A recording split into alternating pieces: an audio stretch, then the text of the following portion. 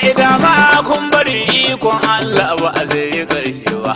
Dama kun bari nan ba gudu ban san mai iya mai ba. Dama kun sani Shi wannan ke fi bara ugun fada ne ba. Dama kun bari Ba a samu kamar ka fage na kwazo ba. Dama kun bari Ga kwamandan gona farin masoyina. Dama kun bari Mu shigo inuwa ra'ana tana kuna. Dama kun sani Na isar sakon da ka sani ogana. Dama kun bari Jinjina dan ba gudu masu shinkafa. Dama kun bari Shira. Wa alaikum salam. Barka barka gajiya. Alhamdulillah. Na ji ana cewa siyasa ta gigita wai haka abu yake ne? Wato da siyasa ta gigita ne ba. Taya? Saboda ina tare da Faruk Musa Inago. Kwarai. Bai da ina bane kake wannan siyasar?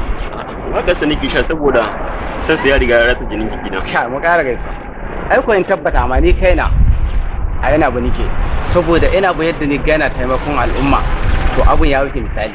Kace ja gaba ke. Saboda a jihar Kebbi ko in ce ƙasa baki daya ba a samu jajirtaccen namiji ɗan siyasa wanda yake taimakon al'umma da matasa kamar ina ku. Na daɗe da sanin shi kuma a jini na yake yawo. Ina son shi sosai ba kaɗan ba. Kuma insha Allah shi zai gwamnati jinin ki abun ga jihar Kebbi. Insha Allah haka muke fata Saboda kuma mu haka. rike shi. In Allah ya rike shi sosai kuma muna fatan Allah ya taimake mu. gaskiya ne. Allah ya ba mu nasara a abun da muka sa a gaba. Ya haka ya haka. To wallahi za muna nan da wajen wani abokin mu. Saboda shi ma dai dan siyasa sannan kuma shi ma yana ta gefen mu gefen ina bu. Za a kai ziyara kenan. Za mu kai mishi ziyara saboda duk wanda yake masoyi Dole ne ya so Musa yaro ina ku saboda ya aikin da ba a taba yi ba a Najeriya. ai bane faɗa maka abu baya ma ka ji sauran bayani daga bakin abokaina waɗanda nake yawan gaisuwa yanzu haka a kije bismillah ba shi labari ya tabbatar da hakan gaskiya ni a gaba ma ina burin zan gwamnan jihar Kebbi domin da ya rika jihar Kebbi gwamna a matsayin gwamna gaskiya za mu ji daɗi. Ina bu Faruk Musa ina roƙon Allah ya ƙara taimaka masa. Amin amin. Amin ya Allah. Alheri kan babu irin wanda ba mu ci gare shi ba. Allah Ubangiji dai ya sa mu dace. Teloli, kuɗin makaranta. Da wallahi har ma na dawo gida na zauna saboda ban da kuɗin makaranta gidanmu kuma ba a iya biyan min suwa. Na dawo gida na zauna amma yanzu wallahi ina zuwa makaranta kuma an biya mini kuɗin makaranta babu irin alherin da ba mu gani ba Allah dai ya sa mu dace. Amin.